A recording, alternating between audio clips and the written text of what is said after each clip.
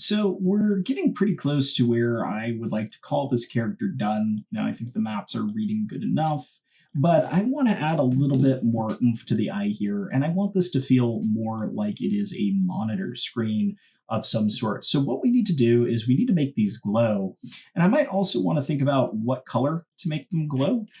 If you remember on our reference images, we had all sorts of references here, and a lot of them utilize like this sort of bluish color.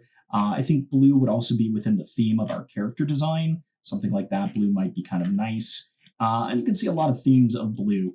So what we're going to do is introduce something called emissive, and that's the same as incandescence on the basic shaders. And essentially that's adding a bit of glow to our object. So for this particular one, we're going to need to introduce the channel, which you can access by going into your shader. Remember, I'm just clicking my object using the attribute editor here and accessing the material. And we can navigate down to the category called emission.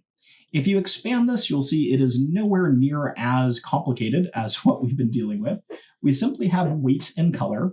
And if you increase the weight, what you're going to see is our object turns into this faintly glowing thing. What we want to do, though, is make the eyes glow. So with an emissive map, it's actually very straightforward. What you're essentially creating is light. So where you have black, you're going to have darkness, aka nothing. And where you have light, you're going to have light. You're going to have a glow, and it's going to glow whatever the color of that is. So let's take a look. We'll create a fresh map. I'll go to File, New, do 2048 by 2048 map. For this one, I'm going to swap my color to be pure black and just fill in the background. And the next thing I'm going to need to do is steal the eyeballs. So let's find our eyeballs from our color, float this here, and once again, just hold down Shift and drag with the eyes here into the scene. And we can go ahead and save this out as our emissive. So I'll do a File, Save As, and we'll switch this from Robot Color to Robot Emissive and save. And we can hook this up. So what we're going to do is over in our attribute editor, we're going to click on the color input just like we would any other material, and we're going to map that in. Remember, we're doing it to color, not weight. A very easy mistake to make. So we'll map that there, and we can input our emissive. And hit open. And what you'll see now is the eyes have a bit of a glow to them. They're a bit brighter. And if I were to dim the lights, like our background here, I'll just take down the intensity, you'll see that those will glow where other things do not. I'm going to set that background to be a bit lower, maybe 0.5.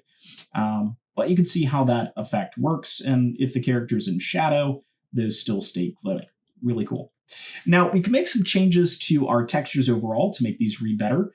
For example, we don't necessarily want the base to have the eye color anymore.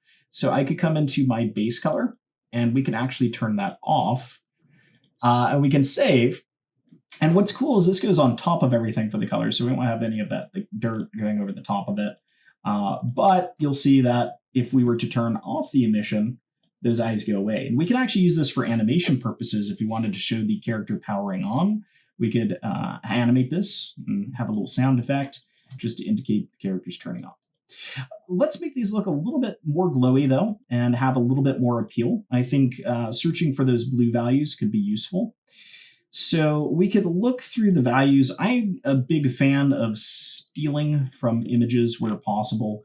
It's not that I'm not good with colors, it's just that I'm a little lazy with colors.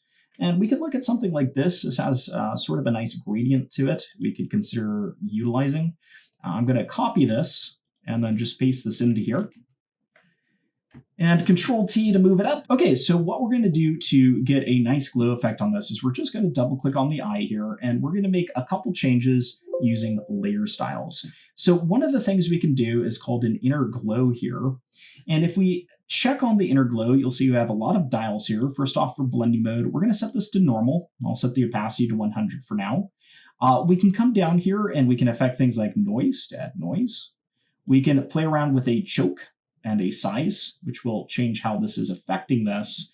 And you can also change things like the range and the jitter to change quality. With this, what I'm going to do is I'm just going to sample this outer blue color here and hit OK. I did that by clicking on the color swatch here. You may not have caught that. And then using the eyedropper to sample from the image. All right. And then once I have that, I can come in here and use various things like the size and the range to create an effect where this kind of has a gradient from white to this blue color. And this is going to give us a nicer look, I think. I also might want to use something other than white potentially. So something like that. And to change the base color, since this is using shape, I can just come here to fill. I can pick the color here, and we can set this to be the same value we're seeing here, which is a white with a slight red bias, which is good because those are complementary colors in this space. So let me just double check that. I don't think it actually took effect. Okay. Okay, and I'll turn that off and we can save. And you'll see this will have a little bit better look inside of here. It will pop just a bit more, make them look less flat. So you can see how that looks pretty nice. But the next thing we could do is add a glow to them as well.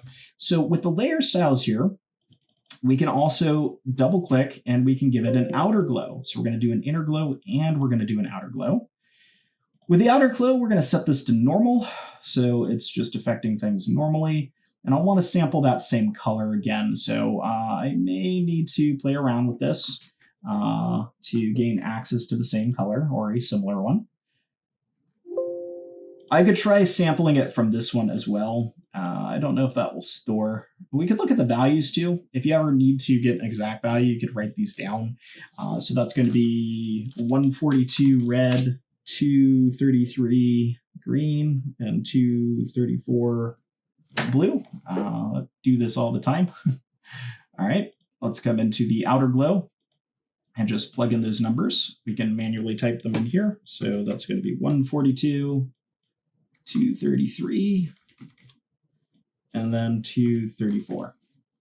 All right, perfect. Now with that set, we can play around with the spread here and the size and various things like the range and jitter. Now I'm a little bit surprised because I'm not seeing this, but I'm not seeing it because this is set to multiply. We set that to normal. And there we go. So now we're getting an idea of how this looks. And you can see what this will allow me to do is just add this glowing outside of these to just make it look a little bit more like it's emitting light. And this is a nice trick to make emissives just a little bit stronger and look a little bit better. So I think that looks pretty good there. Just a nice little light aura around them that's a similar blue. I'm going to save that. And if we go ahead and take a look at our character now, we should have a better look here. And there we go. You can see how we have that faint light there. Now what's cool is if we take the intensity away from the light, you can see that what we're left with is those glowing eyeballs. So those will show up in shadow and it will give our character a nice dynamic as they navigate our scene. Okay, so at this point, I think we can consider this feature complete in terms of the textures. We have our color, we have our metalness, we have our roughness, we have our normal map, and we now have a nice emissive glow. So as a challenge, what I want you to do is I want you to use emissive in some way. Maybe you want to create a character that has a screen face like mine. Maybe you just want to add in some cool sci-fi things. You might even be able to combine it with your bump maps, with your normal map. Maybe you have some grooves or lights on your character you can make light up. So try using the emissive map in some way. And just remember that black is going to be no light, and anything above black will have light. So give that a shot and see what you can make.